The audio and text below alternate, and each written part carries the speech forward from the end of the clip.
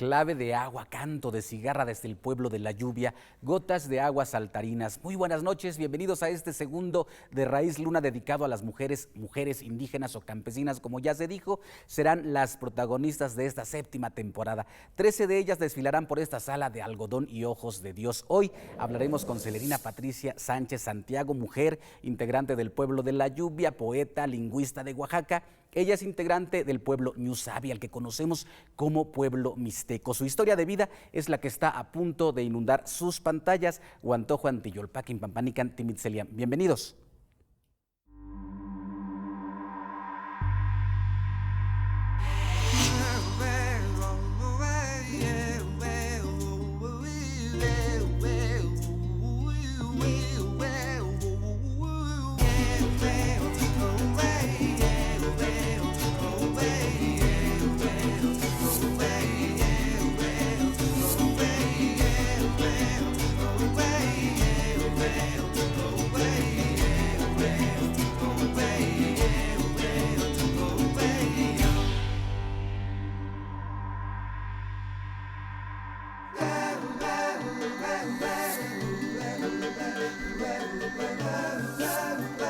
Como ya le decía en la introducción de este segundo programa, de esta séptima temporada de Raíz Luna dedicado a las mujeres, le decía que tengo el honor de tener en los estudios a una poeta, lingüista, Celerina Patricia Sánchez de Oaxaca, integrante del pueblo Ñusabi, mixteca, lingüista. Ya la tengo aquí con nosotros en el estudio y quisiera comenzar, Celerina, aprovechando tu profesión, aprovechando tu experiencia.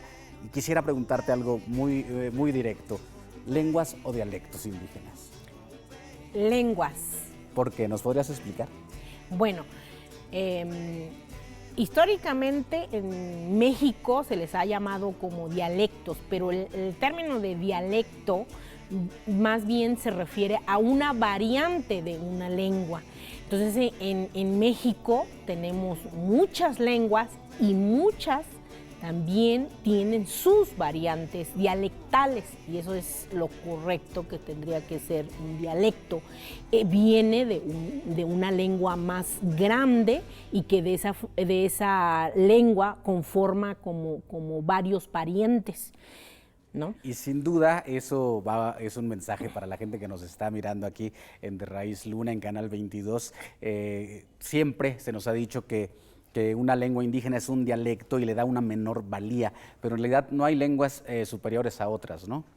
Para nada, solamente hay lenguas diferentes. Pero esto es muy interesante porque ya que me metiste en este lío, pues vamos a entrarle. ni siquiera he saludado, pero pues muchas gracias por invitarme. Y bueno, para mí es... Pues ya aprovechando, retomamos, ¿por qué hablando de lenguas y hablando de dialectos o de variantes dialectales, por qué no le das un saludo a la gente que nos está mirando hoy, esta noche en De Raíz Luna? Pues con mucho gusto.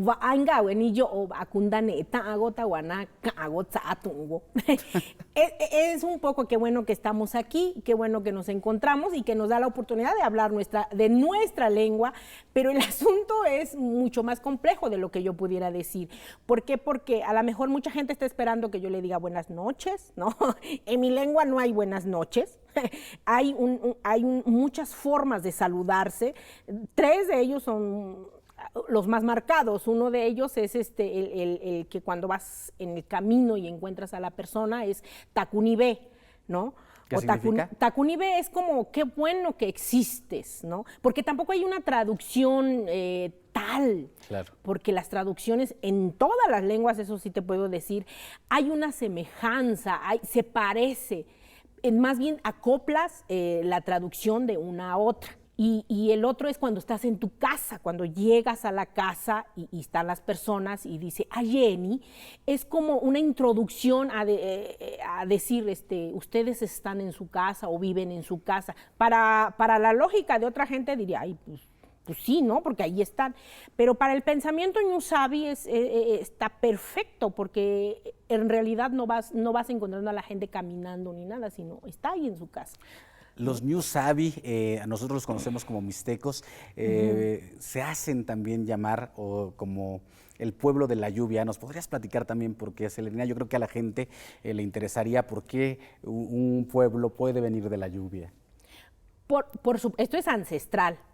Hasta hace poco, poco en el sentido de que mi lengua, yo tampoco sabía que yo hablaba una lengua Ñusabi, ¿no? Porque cuando yo era chiquita siempre me dijeron, ni bindavi, cago tundavi, no, ndavi, a todo ndavi, que es algo así como ser pobre, ser lengua pobre, ser viniendo de la gente pobre. Entonces, eso cuando uno va descubriendo que no habla uno una lengua pobre, ni es del pueblo pobre, sino tiene toda una historia ancestral, ¿no? Y cambian las cosas. Y yo sé que para la gente que me conoce a lo mejor ya sabe mi historia, que siempre les cuento esto de que yo descubrí que yo era mixteca hasta como a los 15 años, ¿no? ¿Por qué? Platícanos por qué. ¿Por qué? Porque en mi lengua siempre nos decían, cago tundavi, cugo ñundavi, no, todo pobre, todo pobre. Entonces, cuando de repente decían, es que vamos a dar ofrenda al dios de la lluvia, y ya Sabi, como ve Sabi, dicen, y hacían un recorrido.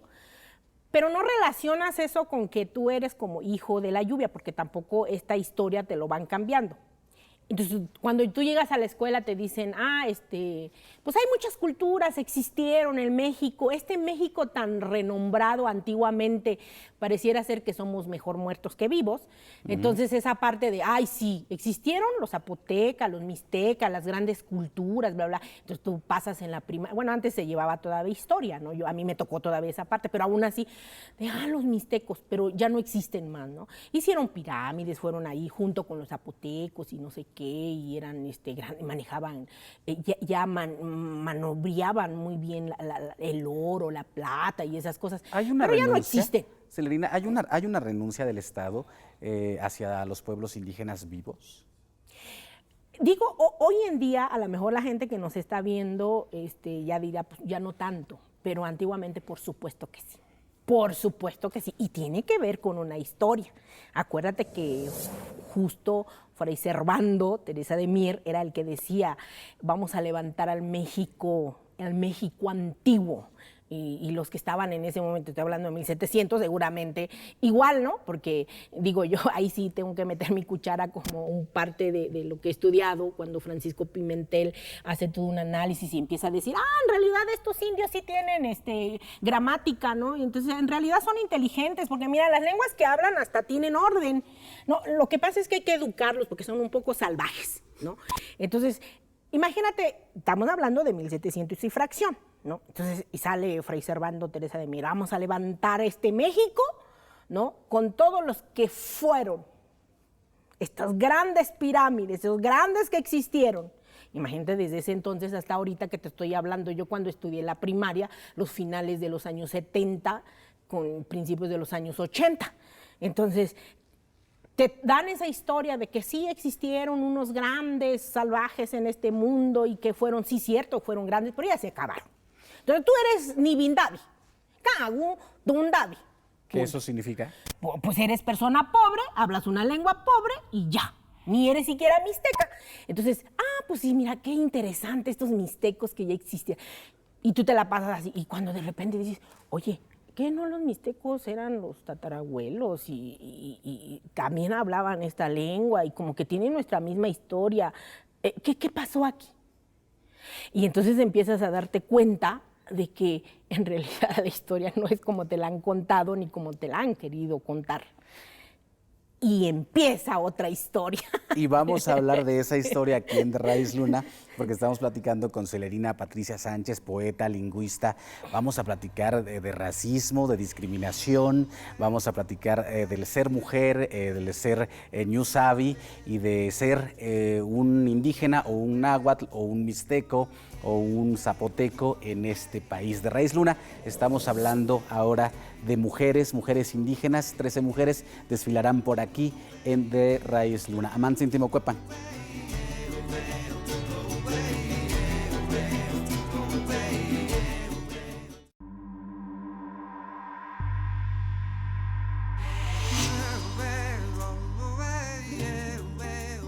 nda aku kunuña, kamata tsini, yua kuña sa ichite kuta kwanaki shinikanji, kueviko sa ata in, ndaka yigui yibi, kwa agui ndaka ya sha'i teku, kueña'a kikugi kutu soña ndo itsanaa, rakwendi i yua ña kikuña kwa sa'i ta in yuku, tono ña ndaka ninishiku yibi, rando chinui ndaka si ta'i ña tsitsikua, ke in chakui nui, takua naku chi ña ndaka niña, kue ta'i ta'ia ña ndaka'i yua ña ndaka'i nikanchi, kua'a tsikueviko ra nakusuña. Kanama mana ndanduki takua naku kova'iña, takua nakunchatui nu iki ña ku ka'iña yivia ndiki so takua naku sa'ana tsani nu su'nuna tsixiona. ¿Cómo se teje la vida, Celerina Patricia? Pues se teje de muchas formas. ¿Sí? ¿Cómo la tejes tú? ¿Cómo te ha tratado la vida? Vives en una ciudad como la Ciudad de México, una ciudad bastante monstruosa en muchos términos, que me parece, o a mi parecer, que no está preparada para dar cabida a los distintos integrantes de pueblos indígenas que la conforman. ¿Cómo se teje la vida en la ciudad? La vida se teje de muchos colores y sabores, pero también de dolores, porque eso es para nosotros los integrantes de pueblos originarios que llegamos a esta gran ciudad, que para nosotros es como un mundo aparte. De hecho, cuando estás en el pueblo siempre dices, ya me voy para México, no como si fuera otro país, ¿no? Y recuerdo que en los años 80, finales de los 70 y eso, ir a México era así como, yo me imagino ahora que es como ir a los Estados Unidos. Ay, ya me voy a la mejor, a buscar la vida, como si aquí realmente te abrieran los brazos y te recibieran con mucho gusto, ¿no? Y no es así, la vida se teje de esto, de lo que traes, y a veces lo tienes que esconder un poco para después, a escondidas, seguir tejiendo. ¿Se es extranjero, Celerina Patricia, en México, siendo integrante de algún pueblo indígena, en tu caso siendo ñusabi? Sí. ¿Por qué? Porque cuando llegas aquí,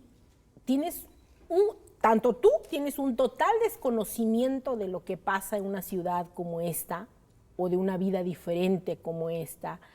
Igual los de aquí o de las ciudades tienen ese desconocimiento de lo que tú eres, ¿no? Y que hablas una lengua y que ves ese mundo diferente, aunque vivamos en un mismo contexto. ¿Llegaste a la Ciudad de México hablando español, o cómo fue tu contacto con la lengua castellana? Yo cuando llegué a México ya estaba hablando español. Yo aprendí a hablar como a los 9, 10 años en la cabecera distrital, que yo soy de Mesón, Mixtepec, que pertenece al municipio de San Juan Mixtepec.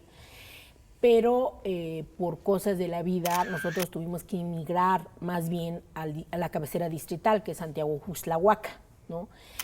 Y ahí es una comunidad muy diversa también, comunidad mestiza, con comunidades de pueblos originarios, ancestrales, que han estado ahí alrededor de ese municipio distrital. Yo llego ahí a los 9 años, 8 años, 9 años, y me metieron directamente a la escuela sin saber nada, y fue un choque, y fue terrible. ¿Cómo fue? ¿Todavía te acuerdas, Celerina? Ay, sí, me acuerdo y me da terror. Y conste que lo he trabajado mucho para no seguir llorando en la vida, porque uno puede llorar, digo, pero pues también llega un momento que dice, ya tengo que superar esto. ¿Cómo fue? Platícanos para que la gente que nos está mirando, porque aún hoy hay mucha gente que no habla español, y sin duda hay mucha gente que no habla, o la gran mayoría de la sociedad mexicana no habla lenguas indígenas. Exactamente. Platícanos un poco de esa experiencia. Pues para mí fue traumático, terrible, doloroso este encuentro, porque si yo bien venía de una comunidad que es Mesón Mixtepec, ¿no? Es una comunidad chiquita, en ese entonces habría como 300 habitantes, aparte no vivíamos como cerca, pero convivíamos, ¿no? Por ejemplo, al traer al agua y nos encontrábamos todos los niños, platicábamos, y era como un mito esta parte de viajar e ir a la cabecera distrital, donde encontrabas carros, donde encontrabas otra gente que hablaba otra lengua que no era la tuya. Pero no pasaba de eso, de repente pasaba un carro por ahí, una carretera de terracería, y corríamos los niños a ver esos monstruos fascinados de ver esto, ¿no? Cuando yo platico esta parte se me viene a la memoria Los 100 años de soledad de Gabriel García Márquez, porque cuando yo leí ese libro yo decía, bueno, pero es que esto no es tan fantástico. Esto no ocurrió en Macondo. No ocurrió en Macondo, ocurrió conmigo y en mi pueblo, ¿no? Entonces me recuerdo cuando mi papá empezó a ser jornalero a mediados de los años 70, empezó a ser jornalero y entonces empezó a viajar. Eso también, la primera vez que nos trajeron una grabadora era fascinante, porque grabar la voz a través del cassette era así, ¡ay, no! ¿Qué cosa tiene aquí adentro? Claro, a los 3 días lo descompusimos, pero bueno, eso era nuestro mundo loco, ¿no? Después, por necesidades, porque mi comunidad en ese entonces, de 1974, 75, te estoy hablando de los años 70, en mi comunidad nada más había hasta segundo año de maestría. Digo de primaria. Digo de primaria. Entonces, si tú querías seguir estudiando y seguir el doctorado para terminar sexto año, pues tendrías que ir a la cabecera municipal o a la cabecera distrital o a donde hubiera escuela, punto. Y a eso te fuiste a la cabecera municipal. Sí, mi papá se empeñó en que nosotros teníamos que estudiar, aprender el español, porque era la única alternativa que teníamos, y él fue agente municipal y después inmigramos a la cabecera distrital para poder seguir estudiando, a pesar de que fue uno de los que luchó en mi comunidad para que hubiera escuela, o sea, se agrandara y no solamente hubiera hasta segundo de primaria, sino tuviera todo el nivel primaria, pero no lo logró y entonces nosotros nos tuvimos que inmigrar a la cabecera distrital para poder seguir estudiando. 2 postales, Celerina Patricia, 2 postales, digamos que la parte más hermosa de este encuentro, de ese encuentro, y la parte más terrible, quisiera preguntarte. Pues, es que, mira, para serte sincera, yo siempre he dicho, soy migrante de migrante y he vivido como en 3 etapas diferentes, ¿no? La primera, que fue la primera parte de mi niñez, ¿no? Que llego a la cabecera distrital totalmente, ahora sí que bajado de la montaña, porque prácticamente me bajan de la montaña, donde mi mundo era ideal. Un mundo donde tenías el contacto con la naturaleza, con la lluvia, con las plantas, con las flores. Para mí, eso era para mi mundo perfecto. Cuando llego a la cabecera distrital, pum, me meten a la primaria, ¿no? Porque aparte mi papá dijo, tú no vas a ir a una escuela bilingüe, tienes que ir a la escuela normal. Entonces, pum, que me mete a la escuela. Para mí fue terrible. Yo realmente no te puedo decir en qué momento fue fantástico, porque no hubo realmente.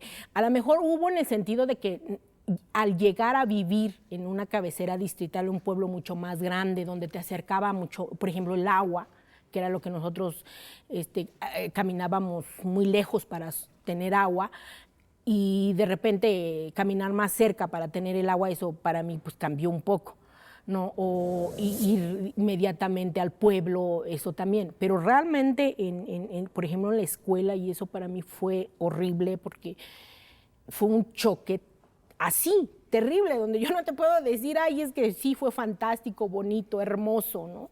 Porque fue donde yo empecé a vivir esta parte dura de la discriminación, pero como tal, ¿no? Donde te decían India, ¿no? Bajada de la montaña, te pisaban los pies porque no tenías guaraches, o te jalaban las trenzas tan solo, ¿no? O sea, eras cualquier objeto de agresión frente a los otros. Y después viene la poesía en tu vida, Celerina. Esto no me lo contesta ahorita, me lo contesta en el siguiente bloque. ¿Se puede escribir desde el dolor también en lenguas indígenas? Eso se lo dejamos para nuestro último bloque. Estamos aquí en De Raíz Luna platicando con Celerina Patricia, integrante del pueblo de la Lluvia, del pueblo mixteco, del pueblo Ñusabi. No se vaya, regresamos con ella y vamos a hablar de esta parte ya profesional en la cual se desarrolla la parte poética y lingüística de su vida. Esto es De Raíz Luna, no se vaya, ya volvemos.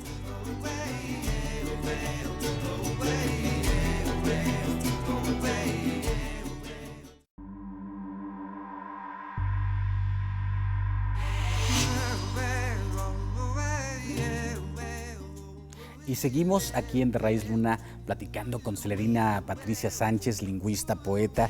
Yo le preguntaba antes de ir al corte que si se puede escribir poesía a través o a partir del dolor. Pues claro, ¿de dónde te podrías agarrar? Digo, en la vida hay de todo, ¿no? Digo, es cierto, ha pasado dolores fuertes, pero también hay alegrías. Y de esas pequeñas alegrías yo creo que es cuando nos nutrimos positivamente los seres humanos, ¿no? ¿Cuál es el país ideal para ti? Híjole, esa es una pregunta muy difícil. Sin duda. Primero, porque un país ideal, realmente yo tendría que estar hablando 4 lenguas mínimo. Triqui, Ñusabi, español, a lo mejor náhuatl, maya, quizás inglés o francés. Ese sería un mundo ideal, del cual en México lamentablemente 68 lenguas, de la cual solamente algunos antropólogos medio aprenden una lengua, y eso pues cuando están haciendo alguna especialidad. Los demás no existen. El Estado, responsabilidad del Estado en el fortalecimiento, desarrollo de las lenguas, de las culturas, de la poesía, de la música en lenguas indígenas. Muchísimo. Apertura. ¿Dónde están? Raíz Luna tiene media hora en todo este país. ¿Dónde están? No hay. Habría que trabajar mucho más por eso. Abrir políticas públicas donde también se abran estas manifestaciones artísticas, no solamente de literatura, ¿no? Porque pareciera ser que los pueblos indígenas nos quedamos en la oralidad, esa oralidad tan mencionada. Entonces, a la hora de escribirlo, pues digo, hasta a mí se me hace difícil leer mi lengua o escribirla. ¿Qué pasa? ¿Por qué? Porque no hay un desarrollo desde chiquita, leerla, escribirla. Está uno acostumbrado a leerlo en español. La responsabilidad del sistema educativo mexicano. Mucho.